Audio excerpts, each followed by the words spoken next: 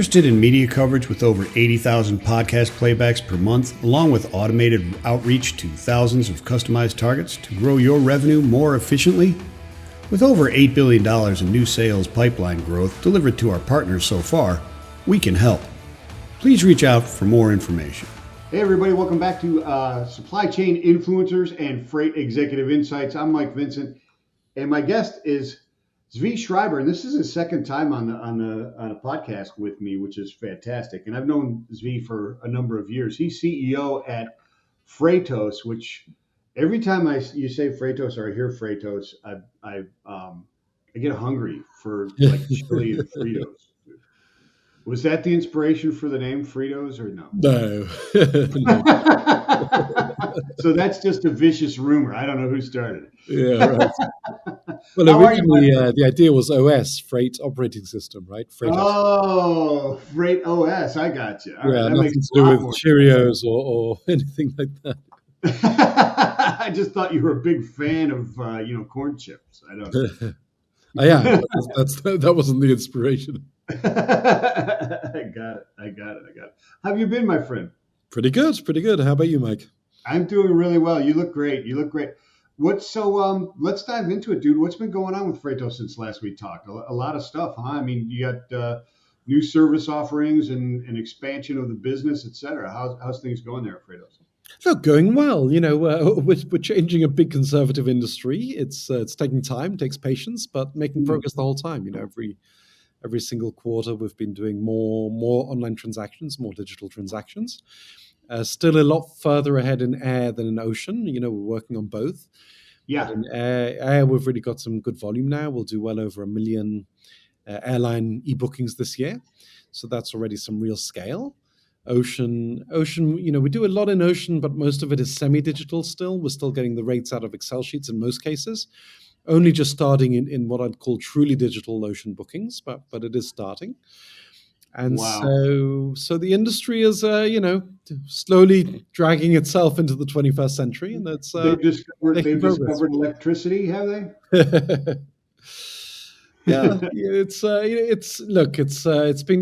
been great to see. It took a long time to get started in air, at least, but once we did, it did move quite fast. You know, we've gone from 0 to over 1 million bookings in like 5 years. That's not bad. That's a good pace of adoption. So, and I hope Ocean can do the same as we finally start to see APIs, you know, digital connections. Yeah. Yeah. In the meantime, of course, the industry's got all of the issues you know about. The Suez Canal is still effectively closed, which is just around the corner from where I'm at right now. Still effectively closed. So we've got that issue.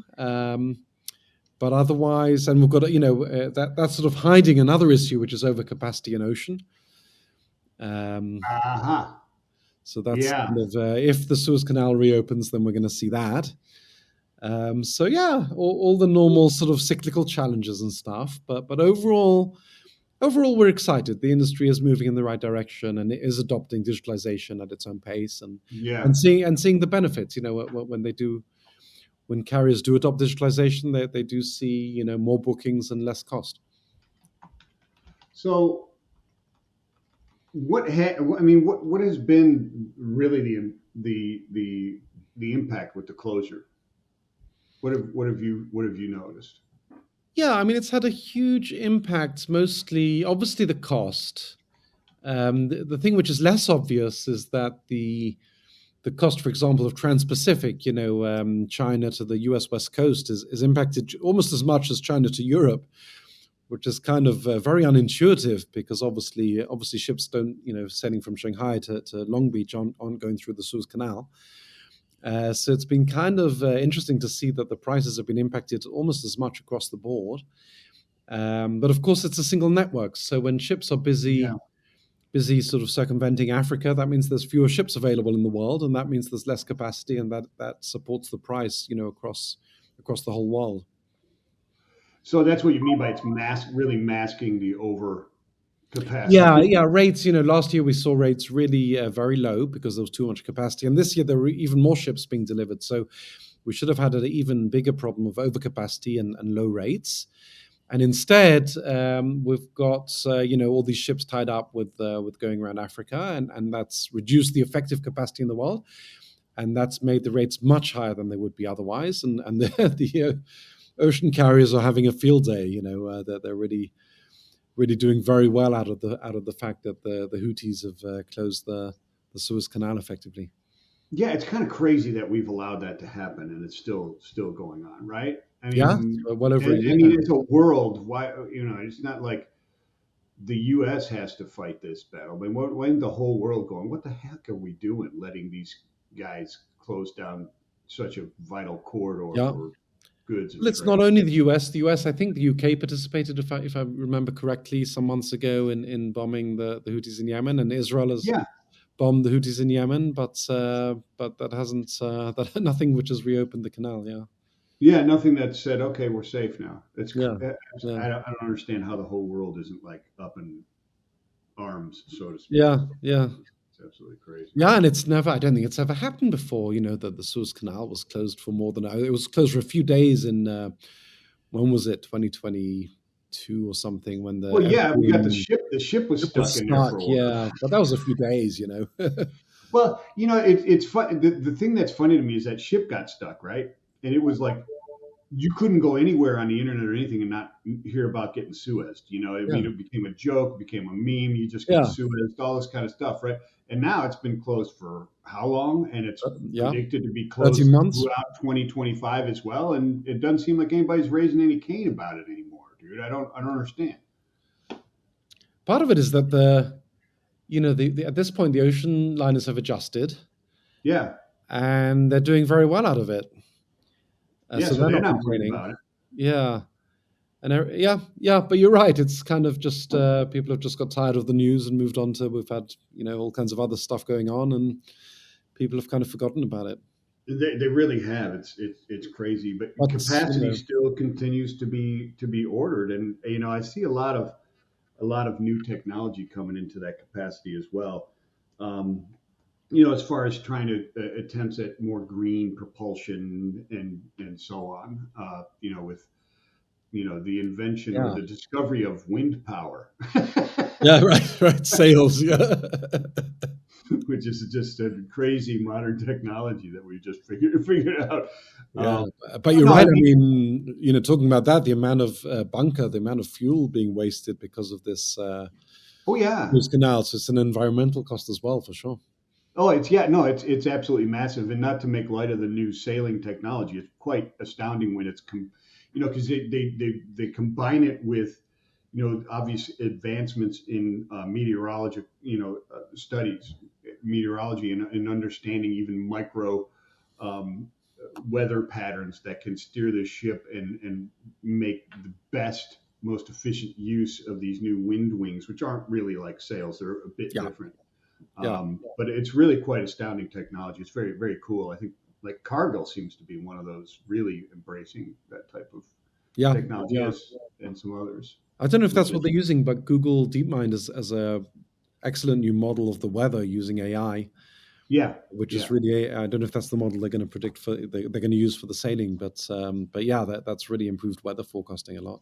yeah. It's quite astounding. Well, there's this one. There's the one out of who's the carrier's actually sailing. They're actually sailing, and it's only like 2,000 pallets or something like that. And they're like moving champagne and wines and stuff like that from France to the U.S. and to South America. I forget who that is. That's Yeah, I don't doing know. it. They're doing quite well with it, but Oh, they're so it's actually, actually live. I actually missed that.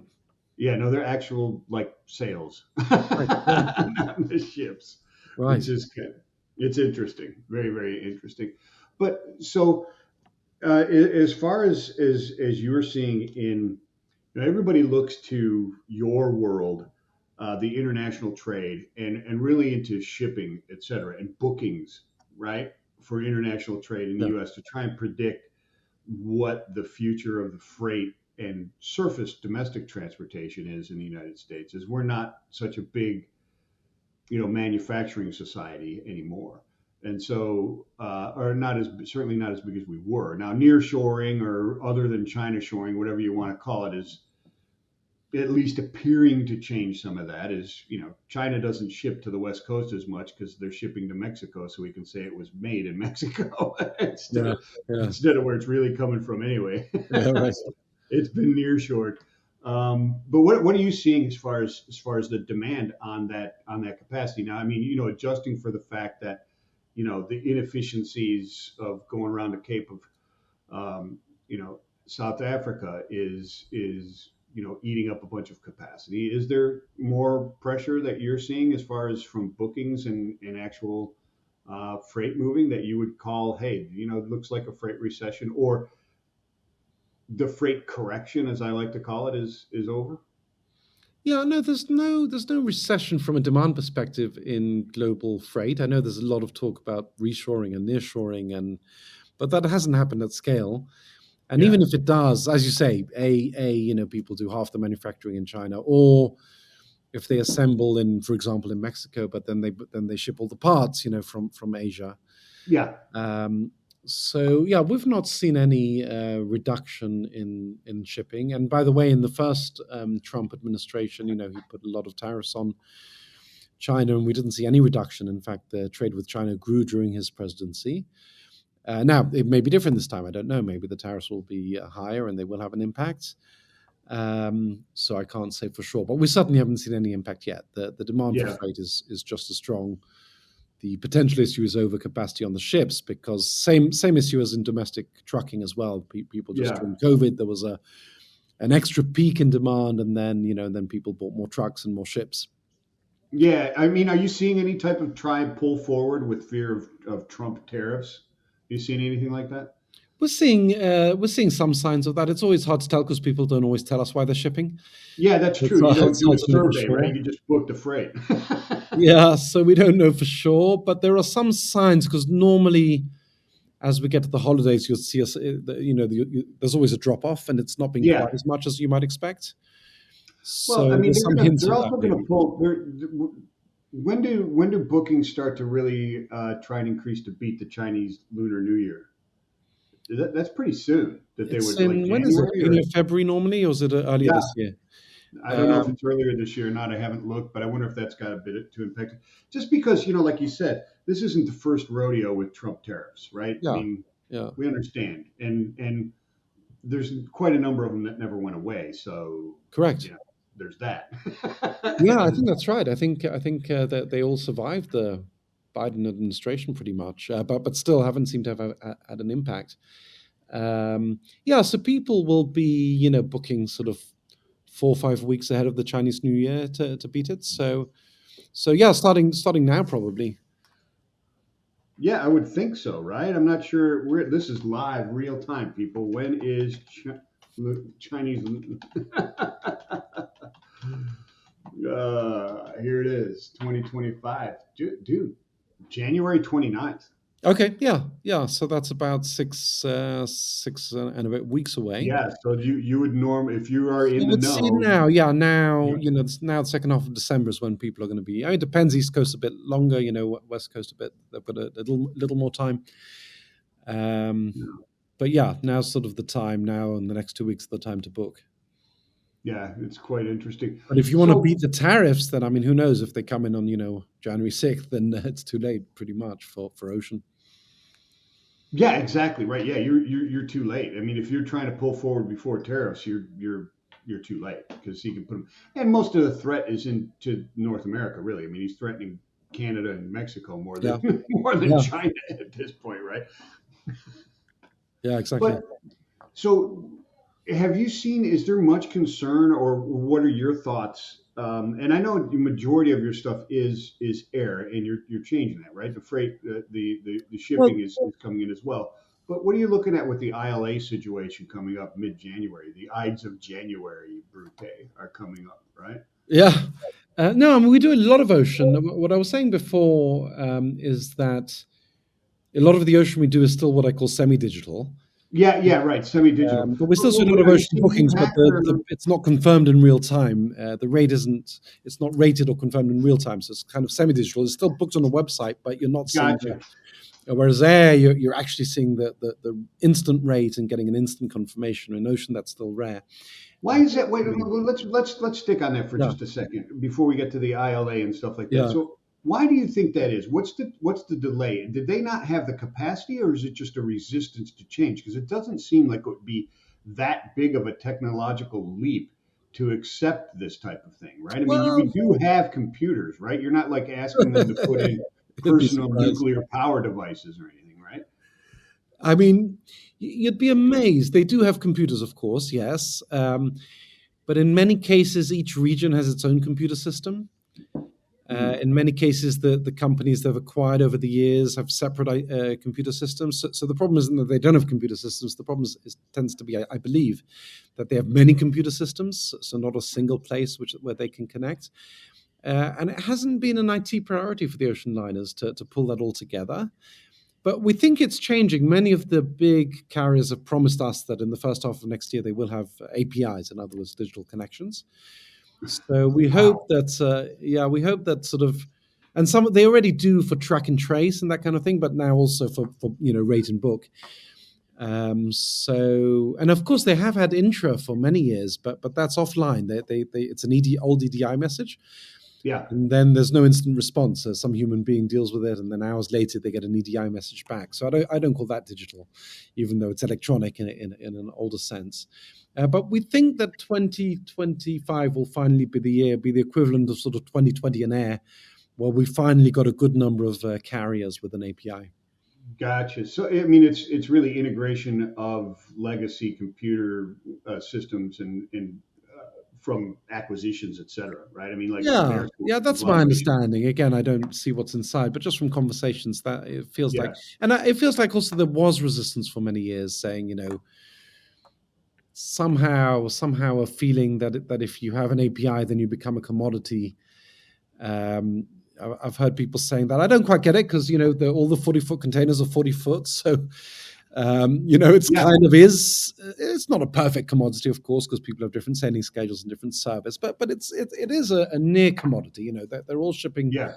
40-foot metal boxes from A to B, so it is a fairly comparable service with some nuances, no doubt, but overall, it is a semi commodity.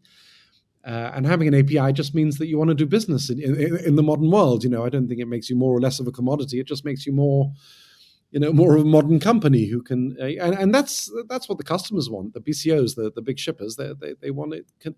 They want direct connection to their ERP It system. would seem like they would be scrambling to bring in this new technology, just like all the other, modes of transportation are scrambling for market share and for stickiness of customers, et cetera. Right? I mean, You would first to think. market with true digital transparency and instant pricing, et cetera, in ocean would be fantastic. I mean, Yeah, yeah, it's crazy how opaque things can happen are when you're shipping stuff. Right? I'm moving machines, recycling machines from South Africa to the Caribbean into the United States and stuff like that. And you know, it's on the ship. Okay, well, no, it's still in the port. No, then the next day, no, it's back on the ship. Well, now the ship's at what, I mean, it's yeah, constant. yeah, Even if it's updated, it's like counterintuitive. It's counterintelligence. Like it's like yeah, they're playing a shell game with me. yeah, yeah. It's crazy. All right, so let's talk about January 15th because it's coming up right before January 29th, which we have confirmed as the Chinese Lunar New Right, Year, right. um, in case anybody's wondering. But that's the ILA, and that's an eclipse of the East Coast ports in the United States. What do you see Yeah. there? Are there concerns there? What are people thinking? Sure, sure. I mean, and again, it's too late now to ship, the stuff that's going to arrive in the East Coast. Yeah, That date yeah. is already Unless you're on the shipping from water. like the Bahamas or like St. Right, Thomas. right, right. But most of the stuff is obviously coming from Asia, and if Yes. it's already on the water. So if your listeners are suddenly thinking, oh, well, maybe I should switch and bring it in through Long Beach, or bring it by air, it's probably too late. Yeah. Um, Yeah. But yeah, we had one full salam with the ILA just a few weeks ago, and that went smoothly. So who knows? Maybe it'll go smoothly again. But there'll be a new administration by that point. So very hard to predict. Well, it's interesting, that Trump came out with verbiage that very much supports the ILA position of no autonomy, which is interesting to me because it's kind of, to me it feels like counterintuitive to what I thought he would have Right, right. Yes, I was surprised by that as well, and that might embolden them in some way. But who knows? I'm not. I'm really not an expert on labor relations, so I shouldn't No, me neither. comment. But they were But pretty bold before, dude. yeah, I thought the extension or the punt down the field to January 15th favored, um, the Maritime Association. It did not favor the ILA because now you don't have that huge season or the holiday season for public sentiment, rightly or wrongly, to sway towards solving the strike, right? I right, mean, now right. there's a lot less pressure, I would You're say, saying right? they had more leverage, before the holidays. Yeah. Yeah, Exactly. Now it's what, right before President's Day, big deal. yeah. Right, right. Still, though, I mean, last time they had a strike in the when was it, 77 or something? It went on for many Yeah, weeks, and if it goes on, yes, you're right. There's no a strike for a week or two won't have when it's not the holiday season, maybe won't have a dramatic effect. But if it goes on longer than that, then people will start to feel it. yeah. What do you feel about the automation side of that? I mean, it doesn't affect really what you're talking about. Your automation isn't the same automation that you're talking about in the ports. We're talking about automated crane and Yeah, automated yeah. movement of containers, et cetera, inside there. What are your thoughts there? I mean, you deal with ports all over the world. Is it necessary for the United States to give up jobs in order for autonomy, and in your mind, and really does it? Because I've looked at studies before where not only did jobs not go away, there's more jobs at some of the at least semi-autonomous ports, because there's some autonomy over in San Pedro Harbor. Look, I mean, this has been the fight for 200 years since the Industrial Revolution, right? It Since the has. Luddites. And we're going to have a lot more of it because of AI. This particular automation isn't necessarily AI related, but we saw the Right. strike and we saw the Hollywood writers, and Sure. AI is. I mean, this is a whole different discussion, but AI is going to threaten a lot of jobs in a lot of industries, and there are going to be a lot of fights about automation because of that. And it's the old dilemma, the automation is bad for the. I think it's fair to assume that it will be bad for the ILA workers in the short term, but it's certainly good for the economy in the long term to allow automation and productivity. Right. So it's always that fight between the short-term interests of the particular people whose jobs are at risk and the long-term interest of the overall economy, which is certainly to allow automation. Yeah, I would think that there could be some sort of agreement there that allows for that short-term impact, right? I mean, it's going to take time to automate. It's not like the next day it's Yeah, automated, right? yeah, It takes time for that. And so you will lose a number of jobs through attrition, and possibly, to coin a phrase, right size the labor force before automation takes, and not see massive layoffs, but maybe yeah.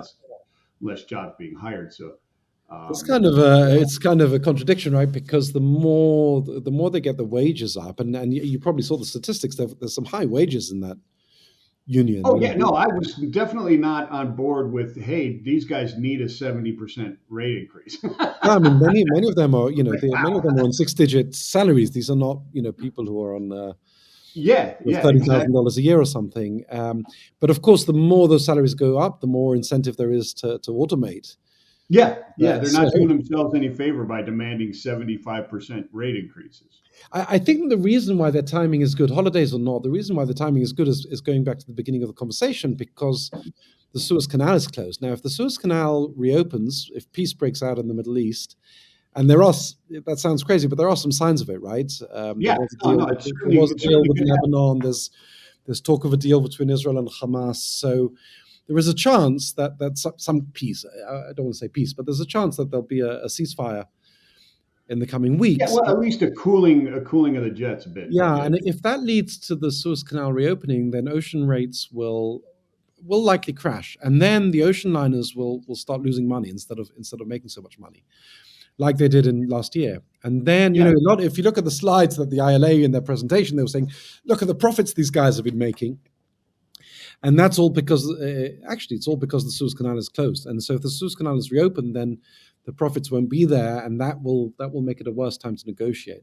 Again, I'm just yeah. speculating here. I don't, but it makes sense, right? No, I'm 100% with you. When that first came out, articles about that. And, like, okay, let's just why don't we take the profits of the ocean, the carriers, over history, and we'll decide your salary.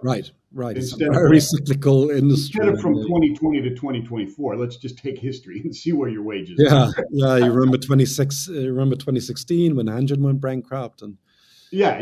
You probably won't want to make the argument that if they make money, we make money. That's not a good argument to stand on. That's true. Yeah, it's interesting. That's why they're smart. They're trying to lock in the wages for a few years while the profits are high. Yeah, that absolutely. Get the money right now. Make the money grab right now, right? Yeah. Do a land grab right at this second. So, Zvi, what are you seeing? What's the future there at Freightos? What are you guys looking at here? We've got just a few minutes left. What's new? What's on the horizon? Well, first and foremost, more of the same. So, even in air, where we're doing a lot of bookings, there's still a lot of offline bookings. So we need more airlines, more freight forwarders. We've got about 4,000 or 5,000 freight forwarders. We need a lot more. We've got 55 airlines. We need the rest. So more of the same. More ocean for sure. Really getting that going for truly digital ocean. But then a lot of things around that. We've got a payments solution for carriers, which is growing. We've got an interline solution for airlines buying from airlines, which nice. we expect that's just been sort of starting this year. We hope to really see that at scale next year. AI is a huge initiative for us in 2025. We've got a lot of efforts to use AI both to make ourselves more efficient and baking it into our product. So a lot of work around AI. Just keep innovating and keep partnering. We always see ourselves. We're not trying to disrupt. We're trying to innovate. Trying to work with the carriers, with the freight forwarders, with the shippers, and get this industry to the 21st century. Yeah, no, I hear you, and that's one of the things. Becoming that intel inside, so to speak, for the freight forwarders, right? I mean, getting that business is huge there, right? I mean, that's not necessarily your competition. That's customer base, right? Oh yeah, freight forwarders are key customers for us. We work with thousands of them. We actually sign up about 2 new freight forwarders a day. So we're working very hard to grow that customer base. Oh, that's fantastic. That's great stuff. Yeah. Zvi, it's always a pleasure to speak with you, my friend. Where are you calling in from? Where are you at? I'm in Jerusalem today. I split my time between Barcelona and Israel pretty much. Okay. All right. Fantastic stuff. Well, you take care of yourself and happy holidays to you, my friend. And we'll catch up again soon, hopefully in the new year. Eh? Thanks, Mike. It was fun. Happy holidays. Right on. Thank you. Peace and love, Zvi. Bye.